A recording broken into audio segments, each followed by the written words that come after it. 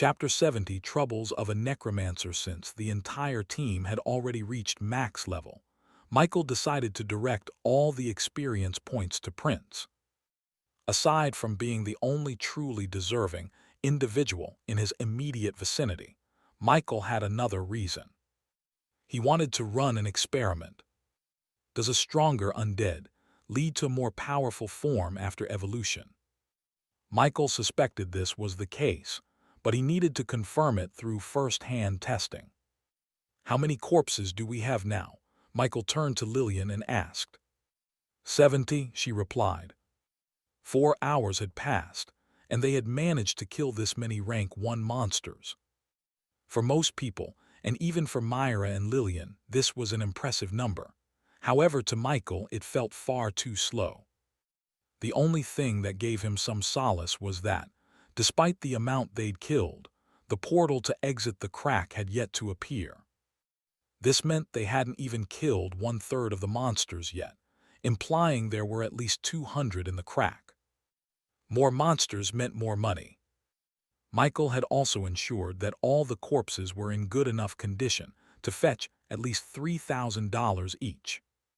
If they sold all 70 for that price, the total would come to $210,000, more than double what he had earned from an entire level 1 crack. Sure, that crack had been filled with goblins, but still. This realization made Michael even more eager to hunt for more monsters.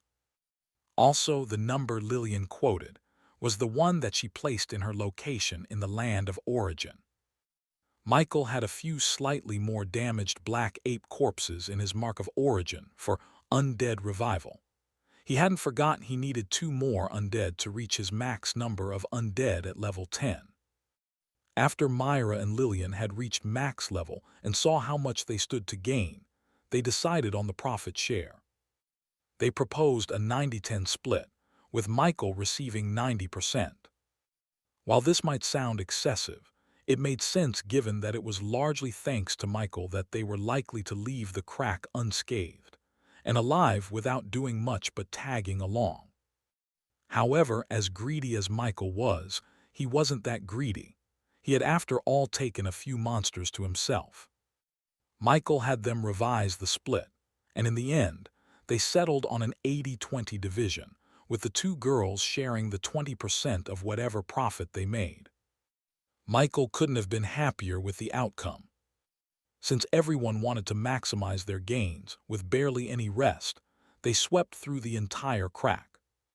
In the next 15 hours, the exit portal opened for the 4th time, signaling that the last monster in the crack had finally been killed. "How many now, Lillian?" Michael asked, placing the freshly killed black ape aside. 340, I believe, Lillian replied, a little unsure. Michael, who had been keeping rough track himself, felt it should be about that number as well. Lillian wasn't as shy around him anymore, so she didn't stammer as much, though her voice was still soft. 340, huh? If they all sell for at least $3,000, we're looking at over $1 million, Michael said excitedly. Myra and Lillian's eyes lit up as well. One thing the 3 of them had in common was poverty. Though Myra and Lillian were only going to split 20% of the total income, if everything sold for at least $1 million, each would walk away with at least $100,000, and for barely doing anything. This was exactly the kind of life they dreamed of. The trio wasn't the only one who benefited, though. Even Prince had its share of gains. Michael had been tracking its progress. After personally killing over 300 rank 1 monsters, Prince managed to level up 6 times, accumulating about 112,000 experience points. Now it was at level 17, just 1 level behind Lucky. Michael was thrilled by its rapid growth, though he also felt a bit anxious. While it seemed like reaching rank 2 might not be too hard, the reality was very different. He noticed that starting from rank 1, every level required 50% more experience points than the previous one. Level 11 to 12, 3,500 EXP. Level 12 to 13, 5,250 EXP. Michael did a quick mental calculation. To reach level 25, the peak of rank 1, starting from level 11, would require at least 2 million EXP. The number was daunting. Worse, as a necromancer, unless he wanted to sacrifice the advantage of his class, his own progress would be even slower. Fortunately, he had evolution points from his talent to rely on. With this, his undead progressed much faster than he did. "Okay, let's leave the crack. We've spent too much time here already," Michael said, a mix of excitement and fatigue in his voice. Though they hadn't fought much themselves, moving around non-stop for hours was mentally exhausting and physically draining, regardless of how high their stats were. As they made their way to the exit, Michael couldn't help but wonder just how vast cracks could really get. Maybe there's even one out there that's basically an entire world, he mused to himself. The idea didn't feel far-fetched. Perhaps the Aurora realm itself was nothing more than a crack. With nothing left to do in the crack, the team of 3 stepped through the exit portal and returned to the real world. The moment they were out, they tapped the button to summon the supervisor. The room housing the level 2 crack was much larger and more refined compared to the one Michael had seen with Old Man Liu. This place felt like a palace in comparison, almost heavenly. Michael couldn't help but wonder, if this is how the area around higher-level cracks looks, how extravagant must the ones for the truly high-level cracks be? He sat on a sturdy metal chair with Myra and Lillian, waiting for the supervisor to arrive. Despite spending nearly 20 hours in the crack, close to an entire day, it had been barely 3 hours in the real world. As he idly opened his status menu to check his talent section, Michael froze for a moment, staring at the screen in a daze. Apparently, without his noticing, his daily evolution points had already refreshed. In less than 4 hours, they would refresh again. Currently, Michael had 18 undead under his control, which, when including himself, gave him 19 evolution points daily. If he didn't contract any new undead in the next few hours, he would receive another 19 points, bringing his total to 38 evolution points. It was quite the haul. Enough, in fact, to evolve Prince into a 3-star rare rank undead, or to create at least 5 more rank 1 undead at 1-star rare rank, bringing him significantly closer to completing his advancement quest. Either choice wasn't a loss, but Michael had already decided on the latter. Currently, Prince was at level 17, and Michael feared that evolving him now might cause an immediate breakthrough to rank 2. Though he hadn't confirmed this suspicion yet, it was a risk he wasn't ready to take. Rank 2 creatures were no joke, and if he lost control over Prince, it would be a disaster. For now, it was better to focus on creating more rank 1 undead to strengthen his forces and ensure steady progress toward his quest.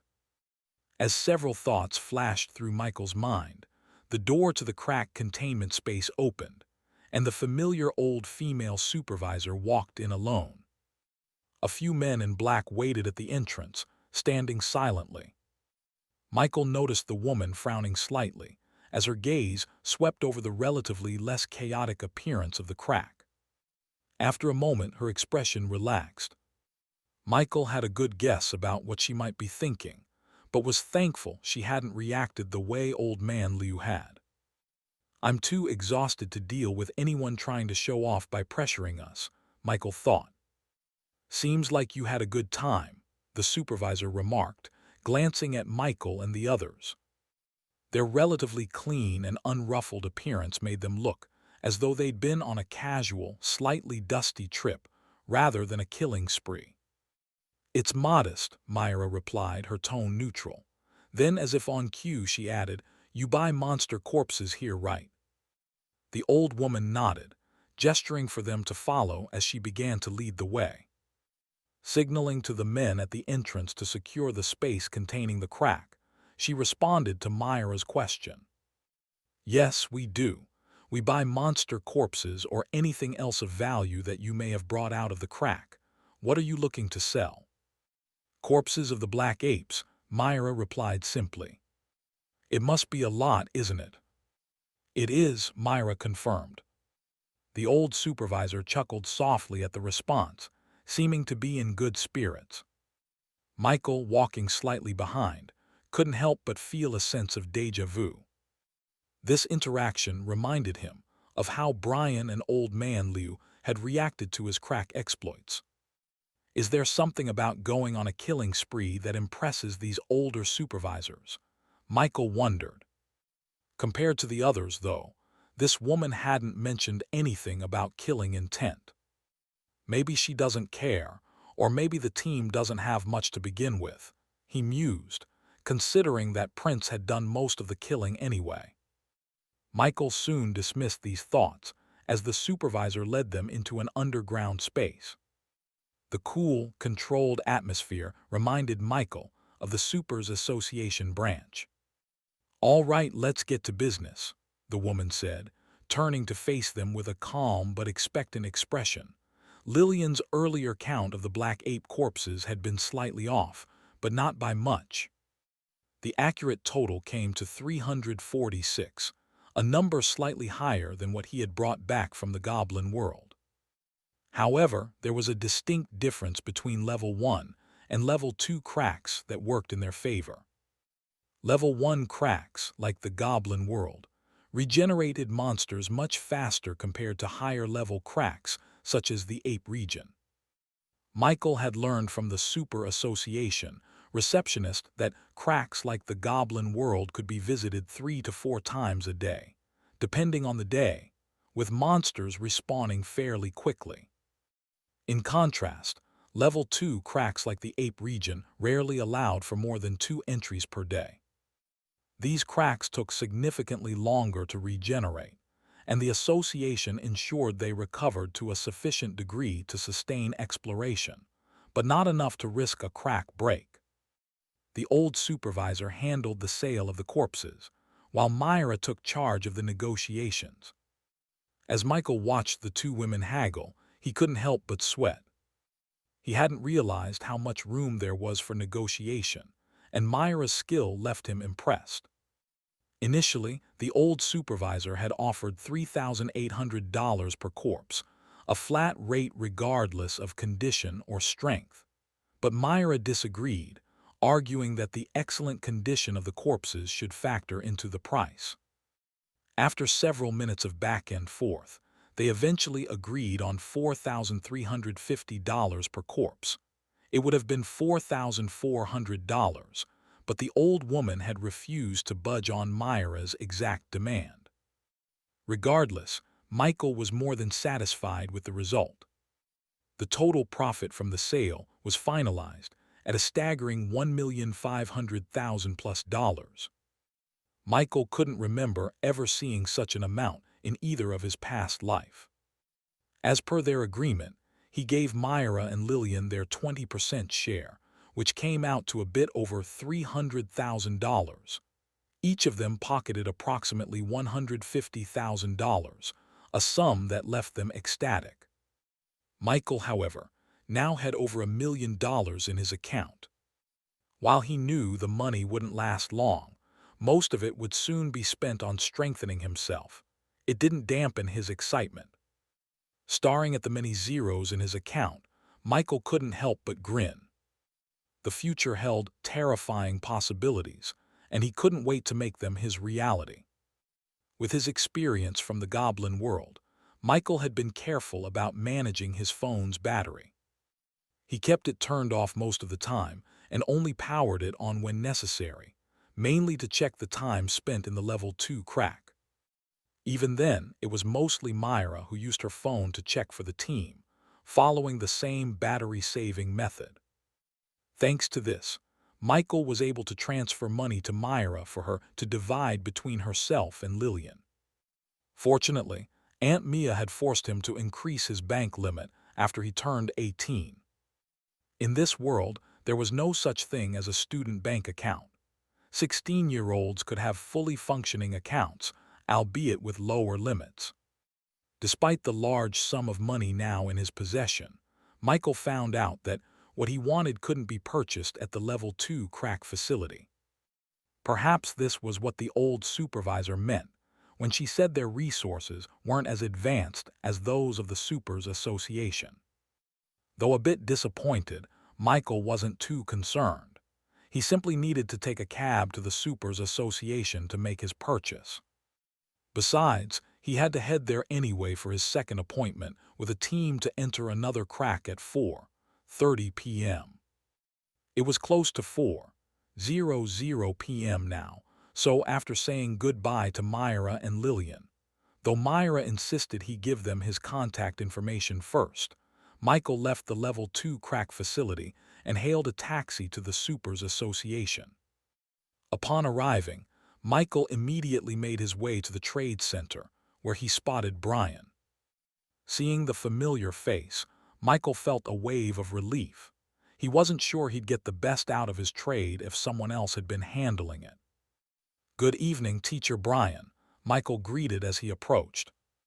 As always, Brian gave only a curt nod in reply. "What do you need, boy?" Brian asked, his tone direct as usual. Familiar with Brian's no-nonsense demeanor, Michael quickly responded, "I want to buy some more source liquid." The moment Michael made his request, he noticed Brian's expression twist slightly, as if an unpleasant thought had crossed his mind. Michael wasn't wrong. Brian was recalling the hassle of fetching the liquid for him the previous day. "Is it a lot?" Brian asked suddenly, startling Michael, who had begun to worry that his purchase of high-quality source liquids might not go through. "Yes," Michael answered cautiously. "Great. Follow me then," Brian said abruptly, leaving no room for Michael to refuse.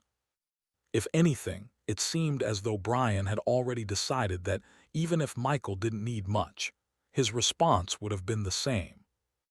Once again, Michael was led to the familiar corridor lined with doors. This time, however, he wasn't taken to a cold room or basement, but to a storage room filled with potion bottles and boxes. It didn't take long for Michael to understand what was happening. Despite Brian's cold demeanor, it seemed he was kinder than he appeared. It wasn't Brian's responsibility to cater to Michael's requests, nor did Michael have the power or authority to demand such things. Yet, knowing the specialty of Michael's abilities, Brian had gone out of his way to assist him again. Brian said little as usual and led Michael to a particular section of the storage room.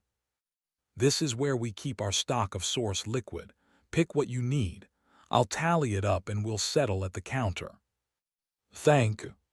Be quick, I don't have much time." "Yes, sir." Michael immediately got to work. He specifically requested access to the section with source liquids effective for Rank 2 cultivators. Here, he occasionally spotted 3-star quality bottles. Excited, he began selecting his future evolution points, all while Brian stood by, observing and calculating the total as Michael added each bottle to his selection. It was just as Michael suspected. Brian was operating in line with his unspoken assumptions. This was because Brian had started to form a good impression of him and had speculated a few things about Michael based on what he had seen these past few days. After about 20 minutes, Michael had picked as much source liquid as his money allowed. When they returned to the trade center counter, he settled his bill of $1,200,000, acquiring 173-star common rank source liquids. Michael was thrilled with the purchase. These 170 source liquids would provide him with 170 evolution points. Combined with his previous points, he would soon have over 200 evolution points. The thought filled him with excitement. With this many points, he could not only complete his rank advancement quest, but even exceed its requirements. Perhaps at the end of it all, he might even have enough to evolve Lucky again. The future seemed full of possibilities. However, Michael couldn't help but worry about the future. Source liquid was vital to his progress, but with the large purchase he had just made, it wasn't feasible to return to the trade center for more anytime soon. Bothering Brian too much might also come to bite him in the ass in the future too. Still, he consoled himself. With over 200 evolution points at his disposal, it was more than enough to significantly boost his strength for now. Unfortunately, this wasn't the right moment to use the source liquids. He still had appointments to attend. After thanking Brian, who responded in his usual curt manner, Michael headed to meet the association receptionist he was familiar with. As he approached her counter, he noticed she was surrounded by a group of middle-aged men. Michael didn't initially intend to eavesdrop on their conversation, but after hearing a few words, he realized something.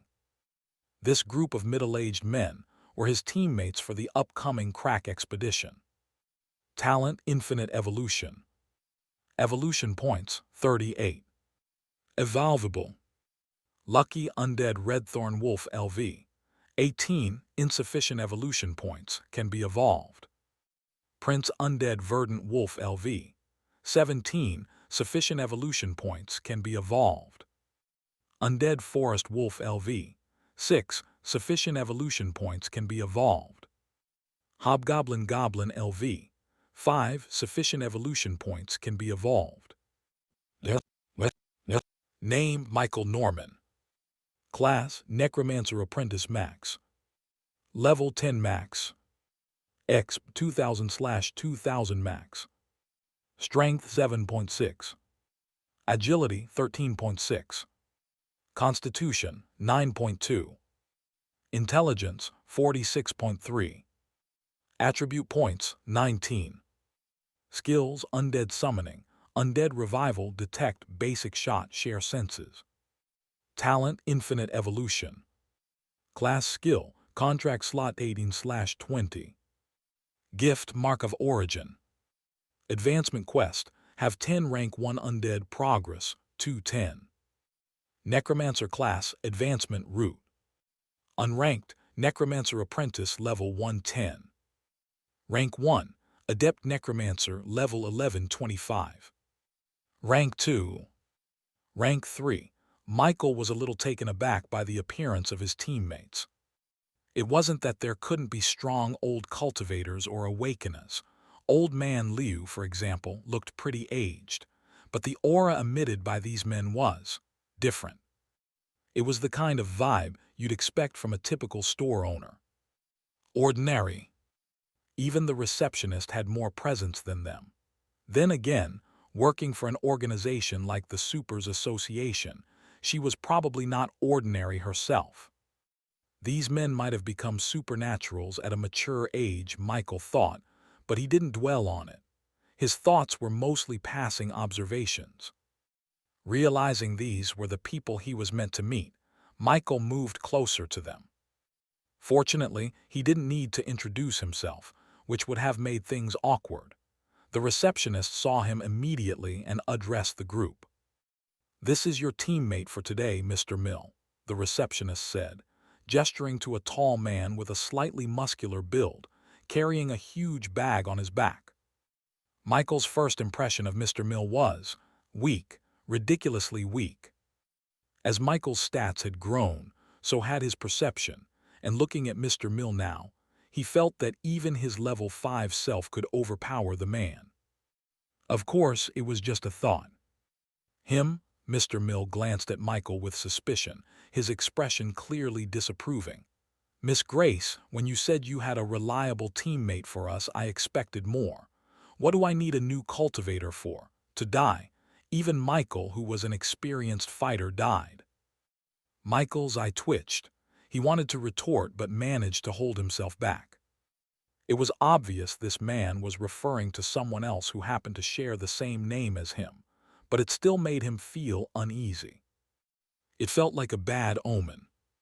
Still, from Mr. Mill's words, Michael learned the name of the receptionist, Grace, the one he always went to. She seemed quite popular. But what really caught his attention was the mention of death. Michael's expression darkened slightly. Someone had died. He'd always assumed such things were normal in this new reality. It was why he was cautious about hunting in the real world, but hearing it directly made his chest feel heavy. To be honest, as his powers grew, so did his confidence. Subconsciously, he'd started to dismiss the dangers of the cracks. Mr. Mill's words, however, served as a wake-up call. That didn't mean Michael planned to become cowardly or lose confidence in his powers.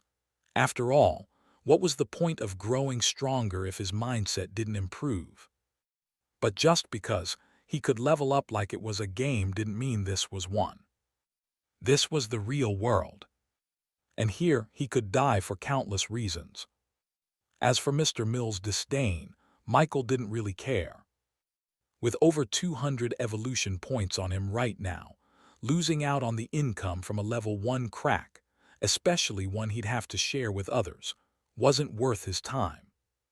The earnings he'd gotten from the level 2 crack in the ape region had exceeded his expectations even before entering the crack.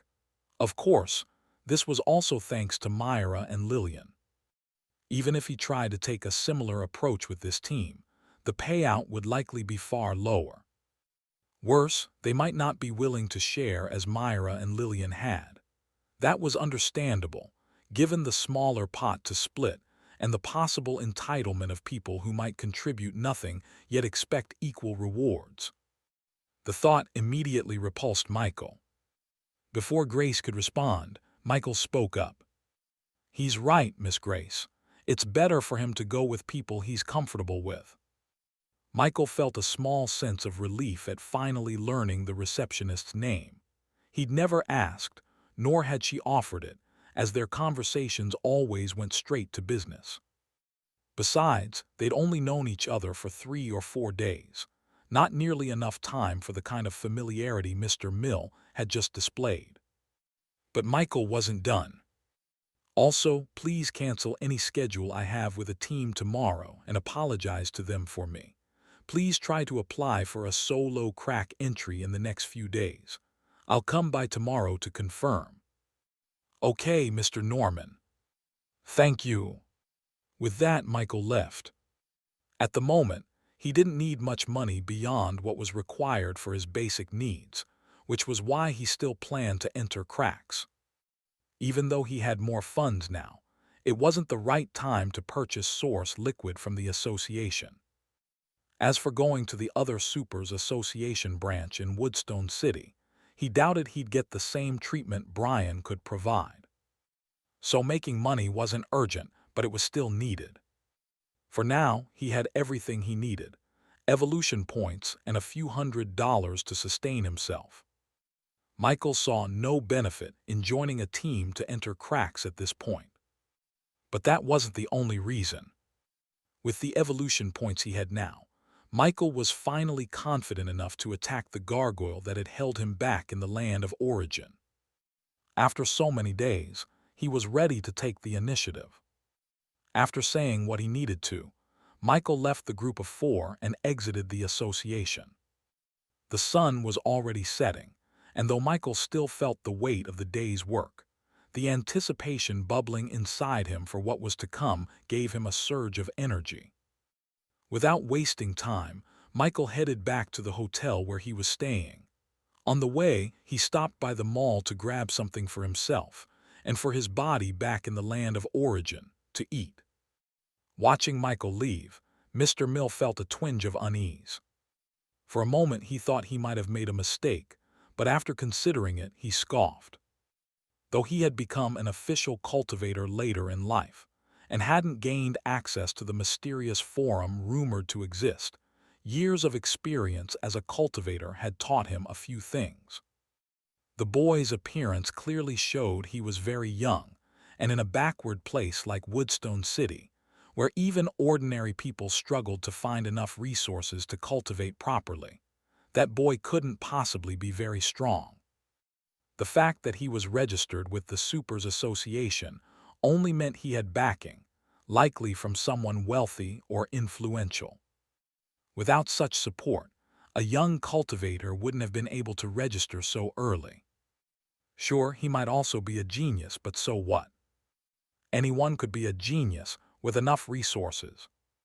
What Mr. Mill needed wasn't some inexperienced prodigy. He needed a strong and reliable teammate. Entering cracks was highly profitable. 1 month's earnings from a crack could match years of income from a normal job.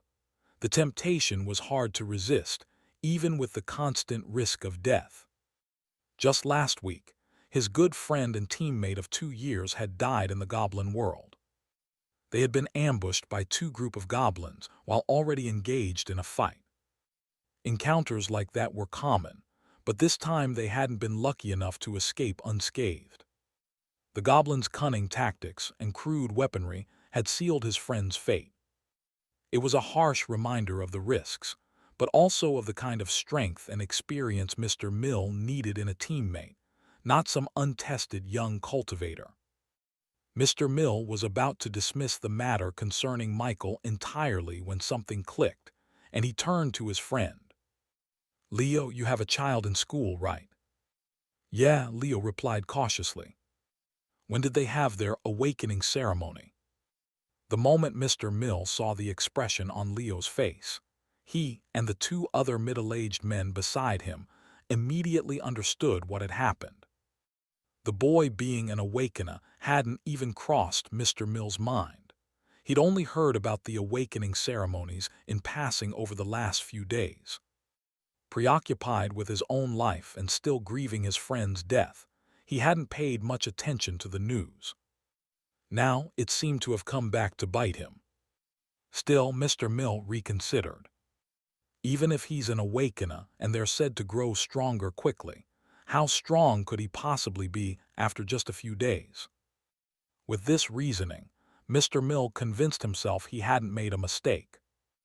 Judging by the expressions on the other men's faces, they seemed to share his thought process. All this happened under Grace's subtle observation, and she shook her head silently, guessing what was going through their minds. It wasn't entirely their fault.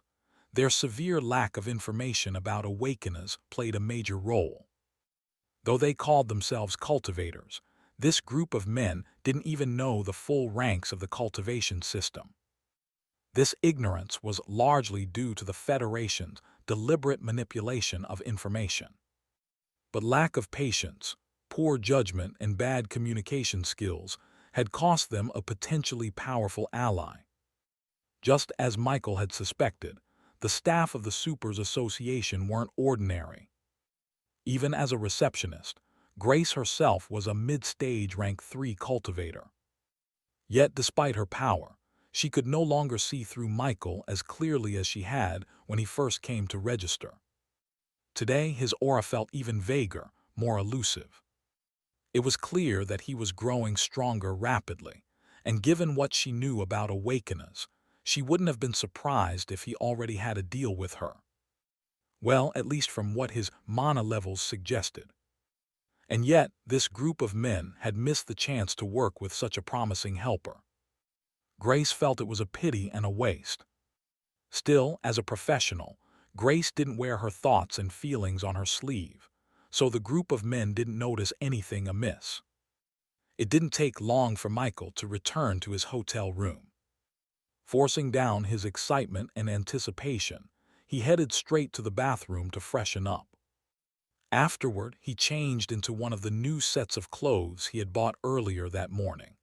They were meant for potential use after the dimensional crack, but he hadn't needed them after all. Once refreshed and dressed, Michael didn't immediately enter the land of origin. Instead, he brought out some bread and a drink he had purchased from the mall. Though he noticed his need for food had been gradually diminishing as his stats improved, Michael didn't want to forget the joy of tasting good food. Lately, his thoughts had been so preoccupied that he could see himself skipping meals entirely if he wasn't careful. Better to enjoy it now while he could. There was also the matter of his body in the land of origin, which was facing a similar situation. Aside from surviving on energy nutrition alone, Michael felt it was time to treat himself to something better tasting in that world too. He also considered the toll his taste buds would endure once he started consuming larger quantities of source liquid for his growth. I just hope I don't end up vomiting it out. That would really be a waste. As he ate, Michael called up his status in his mind to review his personal progress and talent. Name: Michael Norman. Class: Necromancer Apprentice Max. Level 10 Max. Exp 2000/2000 Max. Strength 7.6. Agility 13.6. Constitution 9.2.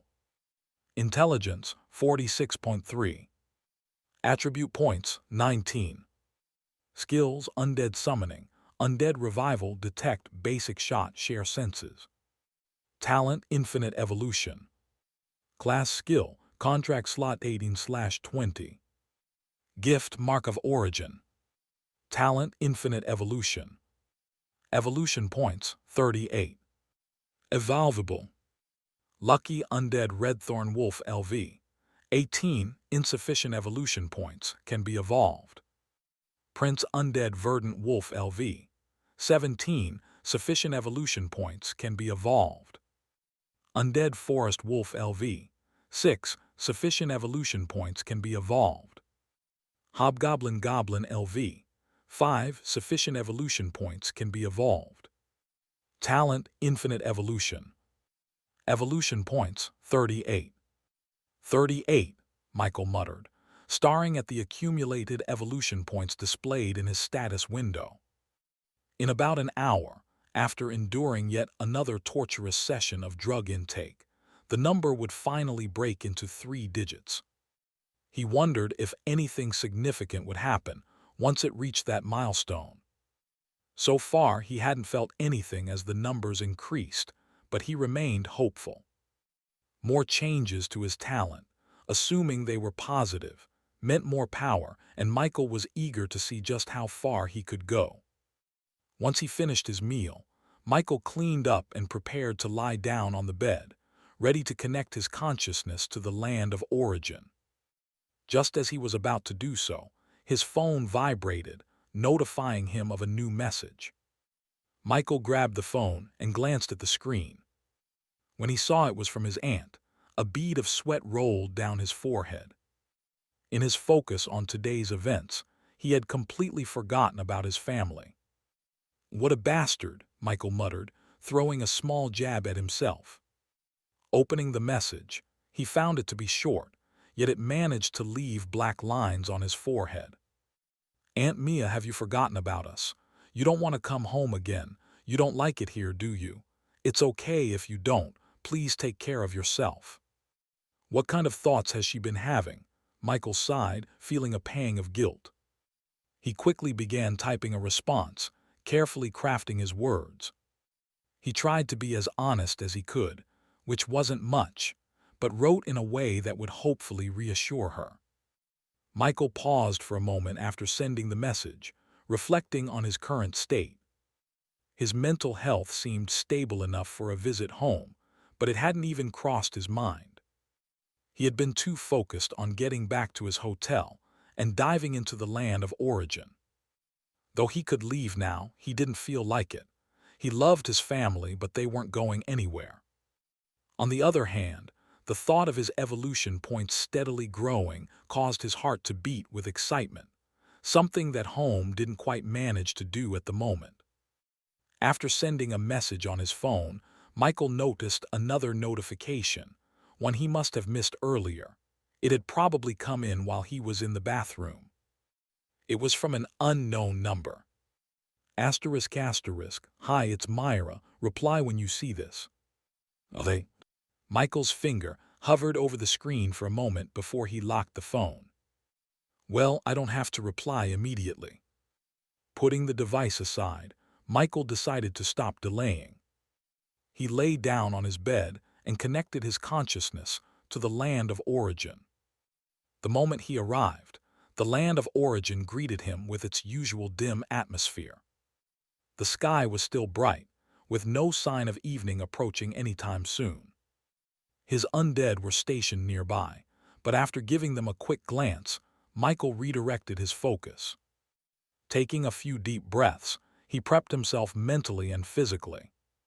It was time to continue his love-hate relationship with the source liquids. Michael pulled out a bottle of source liquid from his mark of origin and downed it in one go. The taste was as awful as ever, and familiarity did nothing to make it more bearable. However, the notification that flashed across his vision immediately lifted his spirits. +2 evolution points. Talent Infinite Evolution. Evolution points 40. With renewed determination, Michael didn't stop. +1 evolution point. +1 evolution point. +2 evolution points. +1 evolution point. +1 evolution point. For the next 2 hours, Michael did nothing but consume source liquids, resting whenever the process became too overwhelming. He had tried to combat the terrible taste by snacking on something he'd prepared earlier, but the moment he retrieved it from his storage space, the smell alone made him nauseous. He gave up on the idea altogether.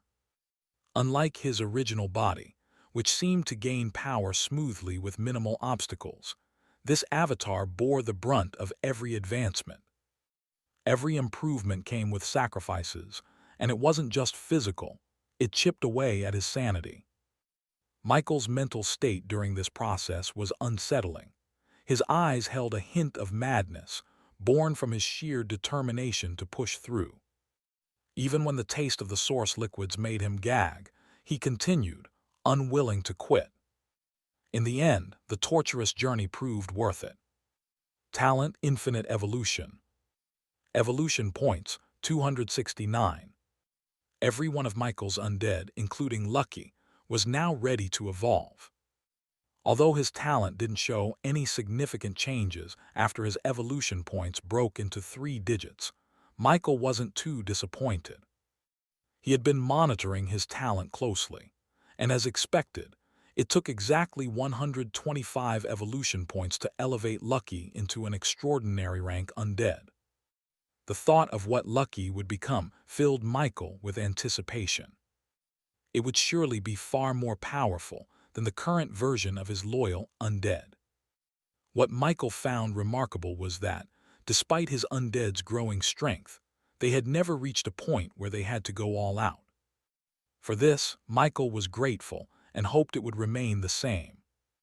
However, considering the ruin he was exploring, a place where rank 2 monsters had once guarded doors in the past, Michael doubted the process of conquering it, even after centuries, would be easy.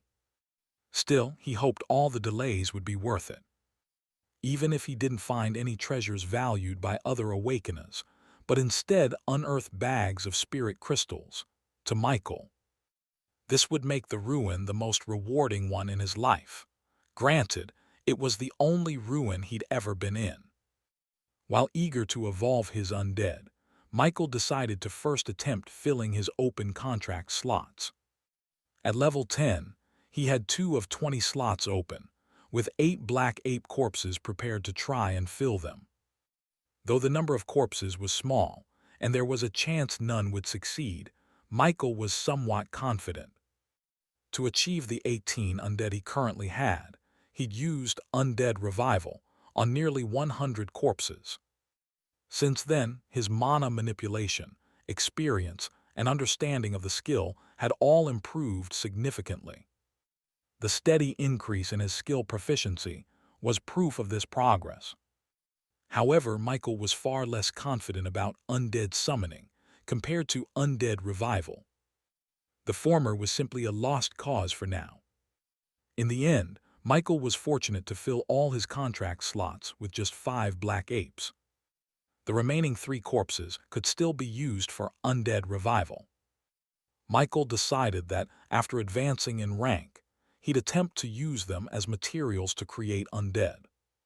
Additionally, he planned to sell the goblin corpses he had stored in his mark of origin, those that had failed to revive as undead and could no longer be used for crafting new undead, at the association tomorrow when he checked if the receptionist had managed to secure him a crack entry. Now Michael had a plan. Initially, after filling his contract slots, he intended to begin evolving his undead, but then he remembered something important. The higher the rank of the undead, the more likely it was for the undead summoning skill to fail. If Michael decided to evolve all his undead to rare rank, which should advance them to rank 1, that would make using undead summoning much harder.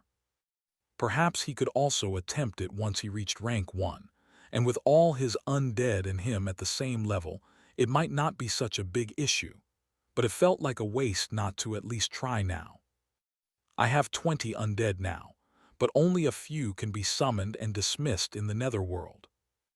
Michael could summon a total of 7 undead, meaning he only had to use the skill on 13 of them. Aside from the 2 black apes, the rest of his undead were weak. After thinking for a moment, he made a decision. I'll try 3 times for each undead.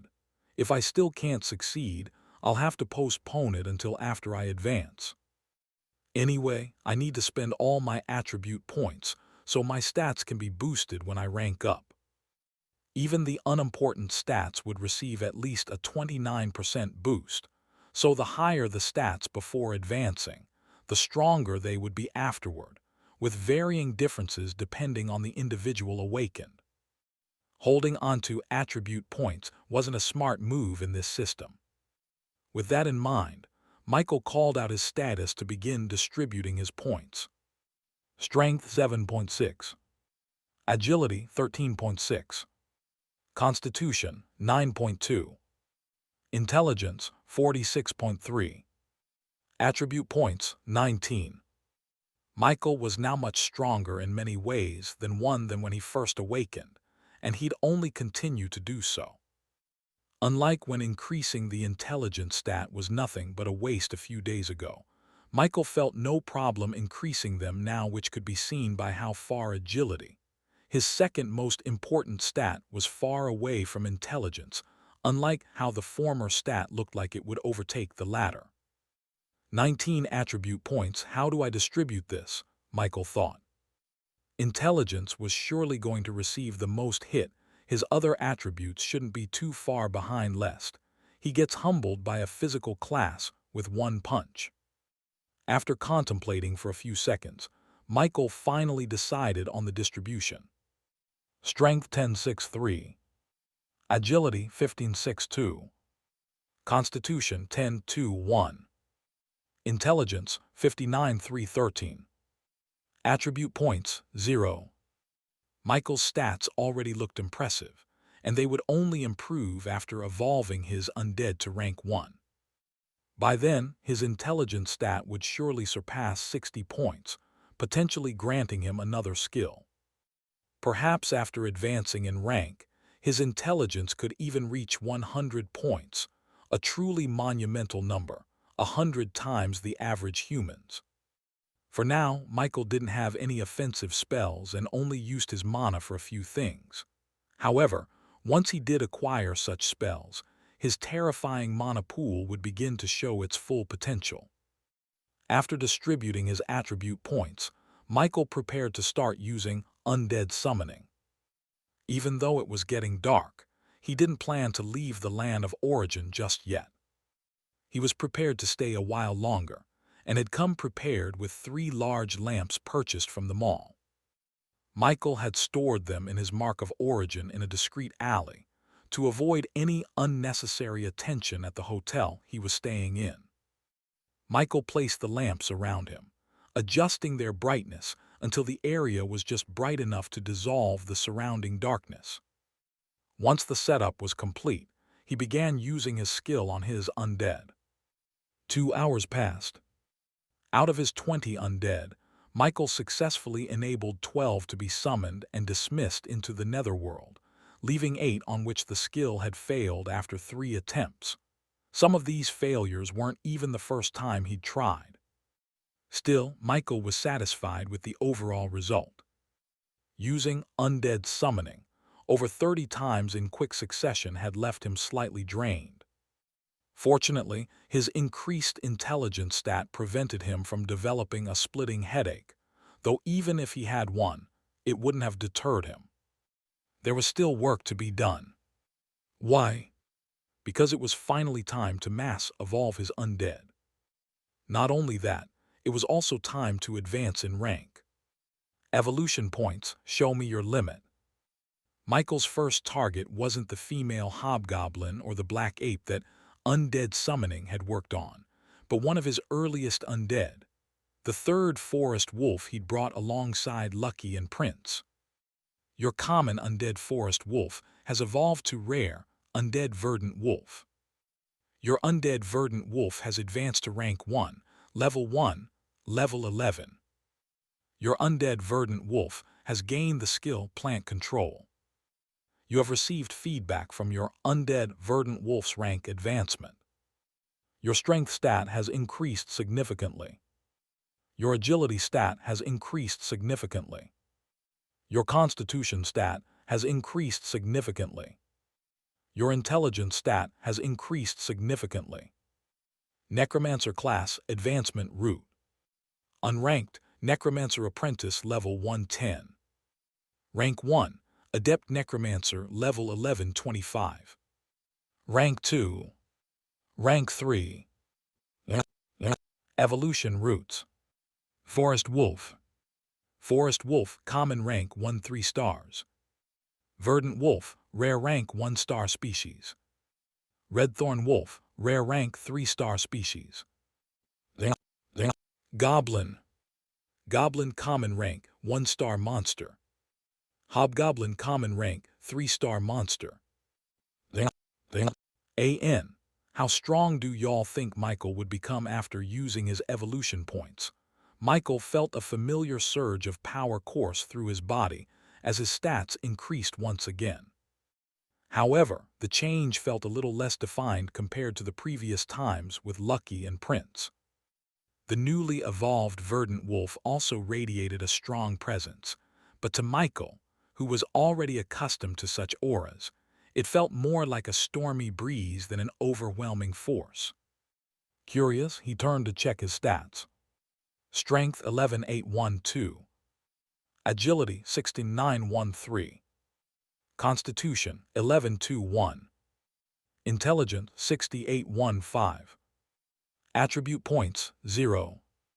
Noticing how minimal the feedback from his undead advancing in rank was becoming, Michael realized that after one more advancement, his stat increases might start appearing in decimals.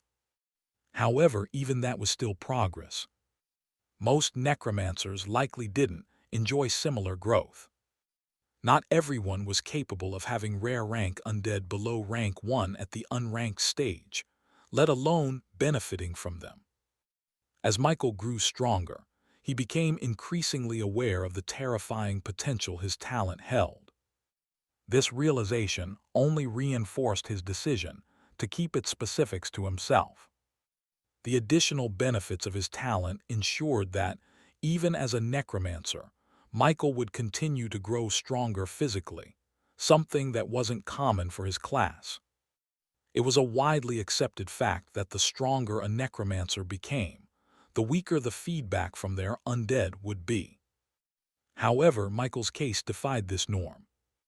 His undead consistently stayed stronger than him, with high ranks, allowing him to remain a relatively low-level necromancer while receiving immense feedback from high-rank undead like extraordinary and even epic rank undead. And this wasn't a one-time occurrence, it happened repeatedly. Other necromancers with similar ranked undead likely acquired them much later, when they were already strong. The most impressive part was that Michael could still allocate attribute points on top of his upgraded stats, further compounding his strength. At the current pace, with more of his undead advancing to high ranks, Michael speculated that before he even reached rank 2, half of his undead might already be extraordinary rank creatures at rank 2. By then, his physical stats might not be that far behind those of a physical class awakener. If an undead became an extraordinary rank creature and advanced to rank 2, granting him at least 4 stat points overall, Michael calculated that even if the increases diminished with more undead evolving, the 10th undead might still provide slightly over 1 stat point. With 10 extraordinary rank 2 undead, Michael could gain at least 20 stat points. Adding that to his current stats that'll increase after advancing in rank, it was difficult to determine if Michael would fall short compared to general class physical-based classes. While he might not measure up to rare class physical classes yet, the future remained uncertain. Michael didn't think he was overestimating the potential stat feedback from extraordinary rank creatures. If a 1-star rare rank could provide such gains, it stood to reason that a 1-star extraordinary rank, a tier above, would yield even more. After waiting a few seconds following his latest stat increase, Michael realized there was no notification about gaining a new skill. Sighing in disappointment, he gave up the hope for now. Having accumulated 20 intelligence stat points 3 times, yet only gaining 1 skill across those 3 instances, Michael wasn't sure whether he was lucky or not. Advancement Quest, have 10 rank 1 undead progress, 310. A small smile crept onto Michael's face as he glanced at the quest's progress. He stretched lightly before turning his attention to his next target for evolution. A hobgoblin. To be honest, Michael was quite expectant about this undead. From the way they evolved and became more human-like, Michael had his suspicions, especially about Lily, his female hobgoblin undead. However, for now, she wasn't first in line. Since the newly evolved verdant wolf could be sent to the netherworld, Michael dismissed it and summoned Beginning, the first goblin he had ever evolved. Without wasting any time, Michael immediately chose to evolve it. This time, he felt a surge of excitement and anticipation. This was going to be his first goblin at rare rank. Undead Hobgoblin LV, 6. Rank Common. Evolved to rare for 5 evolution points. Yes. The familiar blinding light began to radiate from Beginning's body. Through the glow, Michael could vaguely make out Beginning's frame growing significantly larger, his silhouette expanding until he was taller than Michael and appeared far more muscular.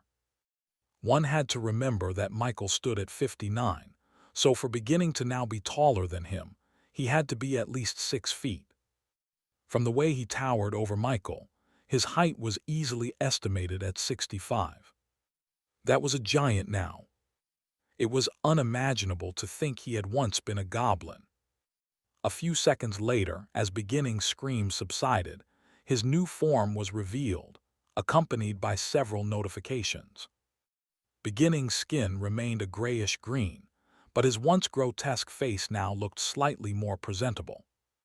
It was rough and menacing, giving him an intimidating appearance rather than being outright unsightly. His body was massive, resembling that of a bodybuilder, with bulging muscles and an imposing frame.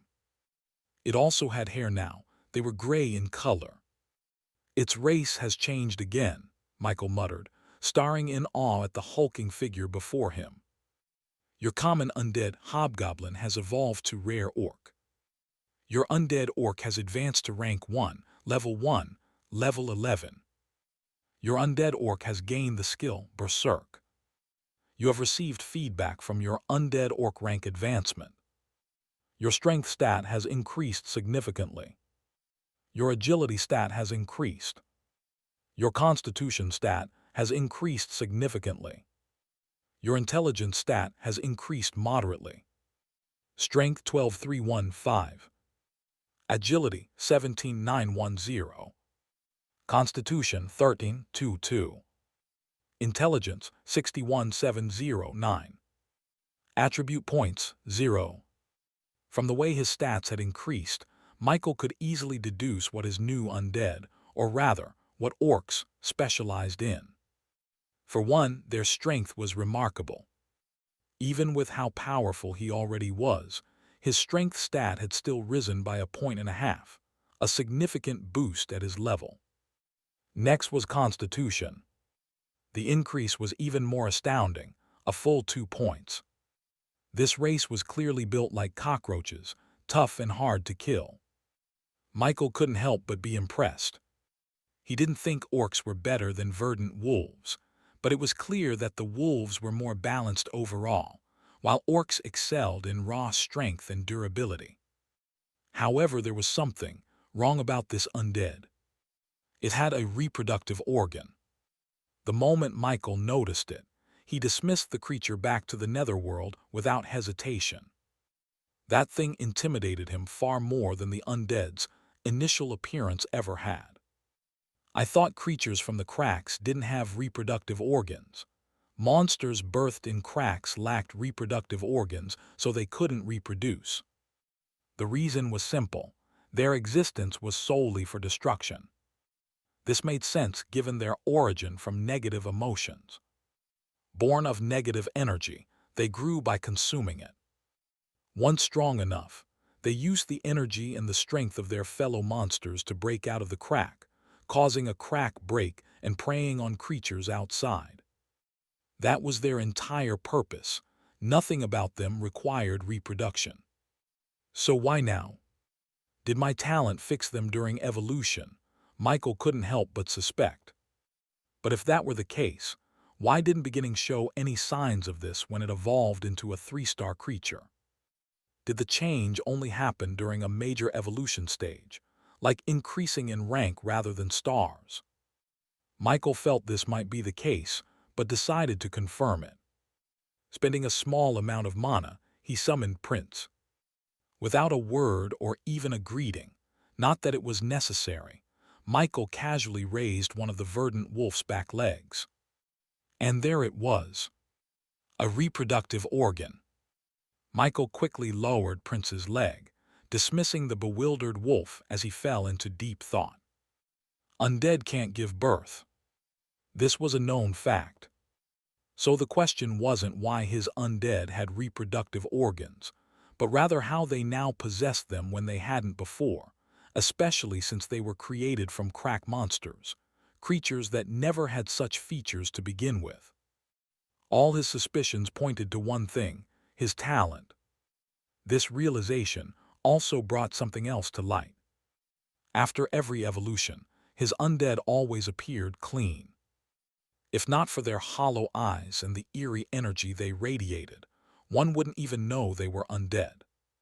There were no signs of injuries, scars, or damage on their bodies. This sparked another thought. If I were to contract a monster with an incomplete body one day, maybe a one-armed goblin, would it recover after evolution?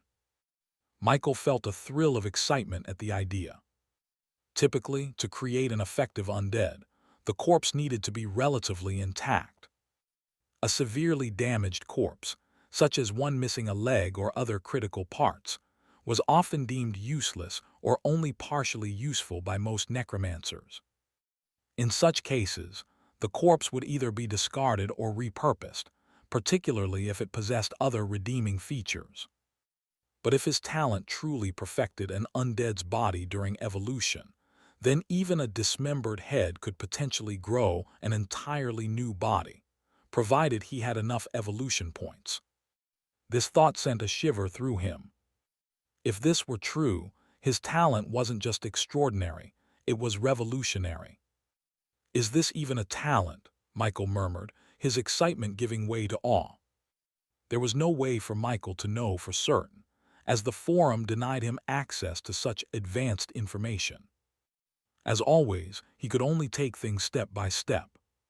However, if his assumption was correct, and his talent could regenerate body parts to improve a corpse's condition, it meant he now had far more options when it came to materials for creating undead. Yet there had to be a price for everything.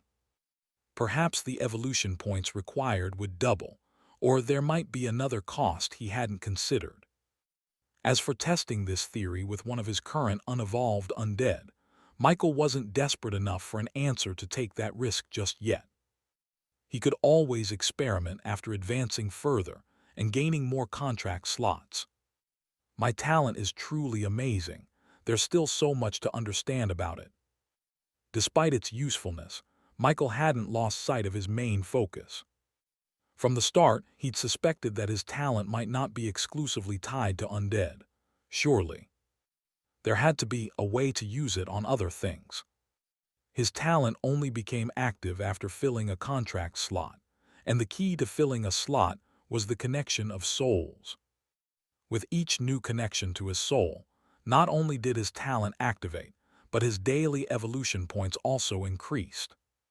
Perhaps if he could extend this soul connection to other beings, like beasts, as beast tamers did, he could evolve a living creature rather than just undead. After all, if others could create undead-like creatures without being necromancers, why shouldn't he be able to tame beasts? However, the method for connecting his soul to a living beast was entirely out of Michael's reach for now. Perhaps the Academy would offer some guidance in this area, especially since they seemed to possess knowledge about rituals. 3 months. Soon, I'll finally be able to explore the land of origin properly. I hope it surprises me. Suppressing his thoughts, Michael redirected his focus to the task at hand. With a thought, Michael summoned Lily, the female hobgoblin from the netherworld. Subconsciously, his eyes trailed over her body, but don't misunderstand, it wasn't for anything questionable. Michael was purely observing her physical condition. She currently looks like a teenage girl, but considering how beginning grew those things, would she grow as well? He already knew the answer to that, but thinking about it still made him feel like a pervert. Seems like not only does the master need clothes, but even his undead do as well. Considering Beginning's body is so large, using his fists would be a waste. I'll probably need to get him a weapon and clothes, most importantly. Michael sighed, trying to focus on practicalities instead of awkward thoughts. He planned it out in his head, though part of him wished he could just go blind for convenience's sake. Aside from the forest wolves, whose organs were neatly concealed underneath their bodies, his other undead were all humanoid. That fact was becoming increasingly troublesome. While feeling mildly disturbed by the situation, Michael resolved to evolve Lily. As he confirmed the evolution, he took a quick glance at his quest progress, trying to distract himself from his spiraling thoughts. Advancement quest. Have 10 rank 1 undead progress, 410. Just 6 more and I'll be able to advance, but I'm aiming for more. I wonder what you can offer me, Michael muttered, his voice tinged with anticipation. His gaze remained fixed on Lily as her body began to shift and transform before him, the evolution process taking hold. Your common undead hobgoblin has evolved to rare orc shaman. Your undead orc shaman has advanced to rank 1, level 11. Your undead orc shaman has gained the skill, fire manipulation. You have received feedback from your undead orc rank advancement. Your strength stat has increased. Your agility stat has increased moderately. Your constitution stat has increased. Your intelligence stat has increased significantly. Wait, what? Strength 13,209. Agility 19,314. Constitution 14,201. Intelligence 63,215. Attribute points 0. Michael even ignored the increase in his stats, something he was usually happy to see, as he focused entirely on the notifications he had just seen. Your common undead hobgoblin has evolved to rare orc shaman. Your undead orc shaman has advanced to rank 1, level 11. Your undead orc shaman has gained the skill, fire manipulation. You have received feedback from your undead orc rank advancement. Your strength stat has increased. Your agility stat has increased moderately. Your constitution stat has increased. Your intelligence stat has increased significantly. The race change was something Michael had expected. However, what he hadn't anticipated was a completely different evolutionary route. What happened? Is it because of the gender? Michael thought aloud as a realization struck him. It seemed plausible, but gender alone didn't feel like a sufficient reason for the divergence between beginning and Lily's evolutions. Instead, Michael suspected it might have more to do with their race. Both were still orcs, and shaman wasn't exactly a race. It seemed like a specialization. Perhaps male orcs leaned towards strength-based specializations, while females focused on magic. This explanation felt more logical to Michael. If gender indeed influenced evolutionary paths, then his talent might be somewhat sexist. Still, if it made him stronger, Michael didn't really mind his undead evolving based on gender differences. The potential advantage was increased versatility. Unfortunately, he couldn't immediately test his theory, as the only undead he had with both male and female examples were goblins. To confirm his suspicions, he'd need to observe another type of undead evolve in both genders to determine if the divergence was due to gender or the uniqueness of the race itself. As he mulled over this, Michael subconsciously turned to glance at Lily. His eyes lingered for a moment before he quickly looked away, feeling awkward. Just as he'd expected, she really did grow them. And not just grow them, she grew them huge. However, thanks to the quick peek just now, Michael could make out certain changes in her new appearance. For one, she was taller than him, though not as tall as beginning. She was probably around 6 feet, which was still plenty tall. Unlike beginning's bulky frame, Lily's figure was slender. If not for her white eyes and grayish-green skin, she could have passed for an elegant human woman. It seemed like the more male orcs evolved, the more intimidating they became, while female orcs grew more graceful and striking. Michael felt a headache coming on. Do I have to start buying female clothes now too? Wouldn't I look like a pervert shopping for underwear? He muttered. While undead had functioning bodies, it wasn't that kind of functionality. Still, skipping essentials like bras would just lead to awkward situations. Otherwise, Lily wouldn't need magic to defeat enemies. Her appearance alone could distract them, leaving beginning to smash their skulls in with his massive fists. You know what, it's not that bad, Michael thought to himself, feeling a little despicable for a moment. Speaking of magic, he said aloud, trying to shift focus, this new skill of hers seems to symbolize her specialization. Michael turned his attention to Lily's newly acquired skill. Fire manipulation, basic mastery proficiency, 7.5%. Fire manipulation allows the user to create, control, and shape flames. Current effects at current mastery. Conjures flames strong enough to burn flesh and ignite flammable materials. Range, flames can be projected up to 3 meters. Burn damage, causes continuous pain and damage for 5 seconds after contact. The skill's effect was amazing, but Michael felt it would be far more effective when paired with an attack skill, rather than just throwing flames around randomly. Still, I have a mage now. No, that's not quite right, but it's also not accurate to consider the wolves mages either, he muttered. Michael decided not to dwell on it too much. After learning what he needed to about Lily, he hurriedly sent her back to the netherworld. Summoning another undead goblin, Michael chose to evolve it immediately, all while taking a quick glance at his stats and quest progress. Strength 13,209. Agility 19,314. Constitution 14,201. Intelligence 63,215. Attribute points 0. Advancement quest, have 10 rank 1 undead progress, 510. And just like that, Michael continued evolving his undead one after the other until finally, another type of notification appeared. Your rank advancement quest has been completed. Do you wish to advance to Adept Necromancer now? Why/in? Michael didn't respond immediately. Instead, he pulled up his quest progress and upgraded stats to review them first. Advancement quest, have 10 rank 1 undead progress, 1110. Strength 15.4. Agility 21.4. Constitution 16.4.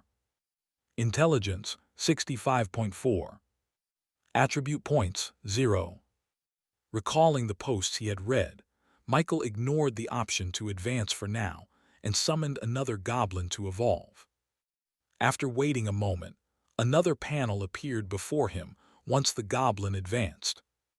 Advancement quest, have 10 rank 1 undead progress, 1110. Special circumstances have been observed regarding your rank advancement quest. You have exceeded the limit. Creating a one-time limit break quest based on the conditions met. Advancement quest, have 20 rank 1 undead progress, 1120. Time limit 1 week. Reward, extra levels and other rewards depending on the overall situation surrounding the advanced undead.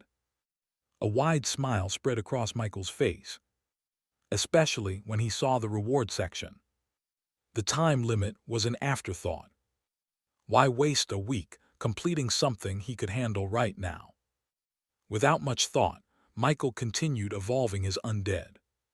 His evolution points steadily decreased, while the space around him gradually filled with powerful auras as his storage space reached its limit and could no longer hold any more undead. Evolution roots. Forest Wolf. Forest Wolf, common rank 1 3 stars. Verdant Wolf, rare rank 1 star species. Redthorn Wolf, rare rank 3 star species. Goblin. Goblin, common rank 1 star monster. Hobgoblin, common rank 3 star monster. Orc Shaman, rare rank 1 star monster. As time went on and as Michael evolved more of his undead, two things became increasingly apparent. First, the goblins could no longer remain in his storage space in large quantities after evolving into orcs. The sheer size of the orcs made it impractical. Eventually, Michael decided to let most of them stay outside, roaming freely. Only the orcs he could summon and dismiss into the netherworld stayed within the storage space. Second, Michael found himself surrounded by hulking men and women. Their body made it hard for him to meet their gazes. It reached the point where he had them stay far away from him, confined to one of the abandoned dormitory rooms nearby. This arrangement highlighted a glaring issue: clothing. Michael added, "Get the orcs decent clothing" to his growing list of priorities. Unfortunately, he was flat out broke and would have to wait until he could clear another crack to gather enough resources. Even if he had the money, sourcing liquids from the Supers Association wasn't feasible in the short term due to his recent large purchase. Brian might not be willing to make the same arrangement again, and approaching him with such an intention could strain their relationship.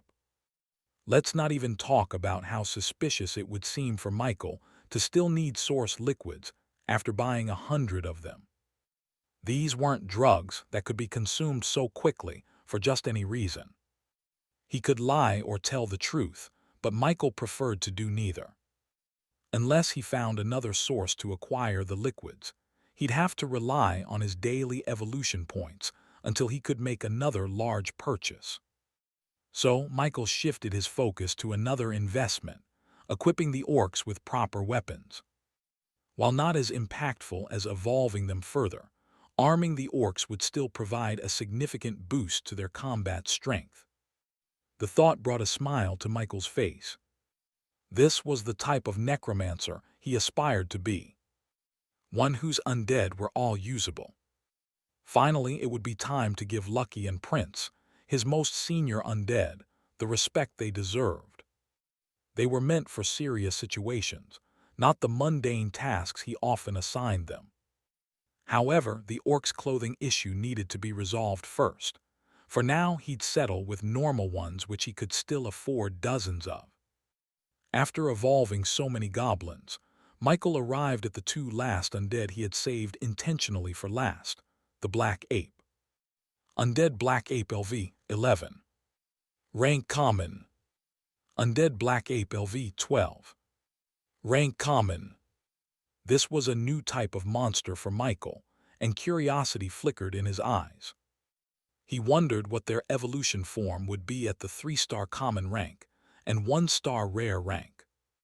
If the result was particularly interesting, he'd reserve some contract slots specifically for these apes. While Michael wasn't overly concerned about the specific types of monsters in his Undead Army, since all of them would become strong through his evolution points, he couldn't deny the appeal of diversity. This idea grew stronger in his mind after seeing his orc shamans. He started envisioning an undead for every role: flying, riding, offense, defense, and more. This was the true path of a horde necromancer. Jack of all trades, and with his talent master of all. As these thoughts swirled in his mind, Michael made his choice. It was time to evolve the black apes. Michael discovered he could evolve multiple undead at once at his last evolution before these two, a slow realization on his part. Undead Black Ape LV 11. Rank Common. Evolve to Common for 1 evolution point. Undead Black Ape LV 12. Rank Common. Evolve to Common for 1 evolution point. Yes. The usual chorus of painful roars echoed in the space once more. Though Michael wasn't cruel to his undead and didn't see them as mere tools, especially since they were growing smarter and developing individual personalities that made them feel more alive, he couldn't help but feel numb to their screams during the evolution process. He had heard it too many times, but he couldn't stop. Nor did he think his undead would want him to stop after experiencing the benefits of a single evolution. Not all the orcs were sent to rooms distant from him. Some guarded the door to his room, while others roamed the corridors. This served 2 purposes. Based on his experience, Michael had learned that having his undead live, or follow orders, helped their intelligence awaken or grow gradually. Lucky, for instance, didn't feel smarter after emerging from the netherworld, but its behavior changed as though it were alive, and its intelligence grew when it spent time outside. Michael often wondered what the netherworld truly was. Was it merely a subspace, like his storage space stale? The same applied to Prince. After nearly an entire day hunting in the level 2-dimensional crack in the ape region, Prince's intelligence had visibly grown. The undead no longer needed Michael's direct commands to act. It simply knew what to do. This could be seen as either a pro or a con by others, but for Michael, it was currently a positive development. Of course, a few hours outside weren't enough to cause significant growth. For now, his undead's intelligence remained stagnant at most when they spent too much time in the netherworld without activity. Anyway, with the growing intelligence of his undead, Michael had recently caught one sneaking a peek into the room while he was evolving another undead. With his connection with that undead, Michael had sensed something he never thought he'd feel from a dead being. Envy. As Michael pondered these things, the transformation of the black apes finally ended. They still stood at about 3 meters tall, just slightly bulkier than before. Most of their body remained black, its changes subtle. It was clear, only their star rating had increased.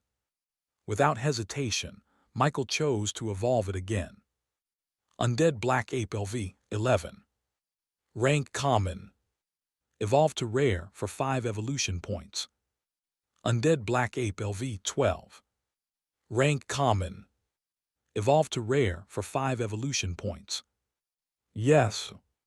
And with that, Michael began waiting again, his heartbeat quickening with excitement and anticipation.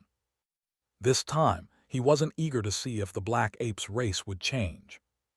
He was waiting for what would come when they advanced to a rank 1 creature because, when that happened, they wouldn't be the only one to evolve. Michael would advance too. It was close. Very close. Your common undead black ape has evolved to rare blue ape X2. Your undead blue ape has advanced to rank 1, level 11 X2. Your undead blue ape has gained the skill Berserk X2. You have received feedback from your undead blue ape rank, Advancemental X2. Your strength stat has increased, X2. Your agility stat has increased, X2. Your constitution stat has increased, X2. Your intelligence stat has increased, X2. And that wasn't all. The notification Michael had been eagerly anticipating finally appeared. Rank Advancement Quest has been completed. Rating Quest. Though this was his first time receiving and completing one, Michael knew the basics about quests. It was one of the first things he'd read about, as he hadn't expected his starting location to be in the middle of nowhere. There were 4 possible ratings for a quest. From lowest to highest, average, excellent, exceptional, and perfect. The rating determined the reward. According to the forums, most quests rewarded experience points, with a few giving direct level-ups. His special quest had mentioned extra levels, so Michael couldn't help but feel both anxious and excited. Michael didn't know what rating he'd receive, but he hoped it would be good enough to shave some time off his journey to becoming a rank 2 awakener. He had done his best. Now it was time to let fate decide. Thankfully, he didn't have to wait long. And the results? The results made Michael tremble with excitement. Rank Advancement Quest.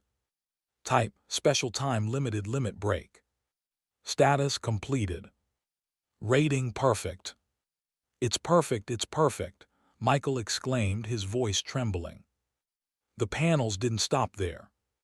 Another one appeared, this time carrying a detailed summary of the quest.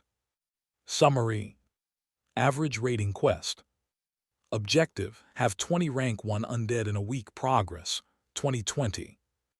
Reward, 1 level up, plus 3 attribute point to all stats. Hidden, excellent rating quest. Objective, have 20 rank 1 undead in 5 days progress, 2020. Hidden requirement, 10 3-star common rank 1 undead. Reward, 2 level up, plus 3 attribute points to all stats. Hidden, exceptional rating quest. Objective, have 20 rank 1 undead in 3 days progress, 2020. Hidden requirement, 23-star common rank or 5 rare rank 1 undead. Reward, 4 level ups plus 5 attribute points to all stats, 1 random skill. Hidden, perfect rating quest. Objective, have 20 rank 1 undead in a day progress, 2020. Hidden requirement, 10 rare rank 1 undead. Reward, 4 level ups plus 8 attribute points to all stats, 3 random skills. The average rating quest was essentially the standard version of the quest Michael had received, while the higher ratings were hidden. After all, if awakeners knew the requirements for higher ratings, wouldn't they just aim for that instead? That would defeat the entire purpose of striving to complete a quest to the best of their ability, which also included finding ways to extract as much value from it as possible. Even if someone completed a quest with a higher rating, like an excellent rating, they would only be able to see the requirements for that level. The requirements for ratings beyond what they achieved, such as perfect, would remain hidden. But this wasn't an issue for most awakeners. Why would they want to know the requirements for a rating they didn't achieve and risk feeling regret? Also, not all quests even offered a perfect rating.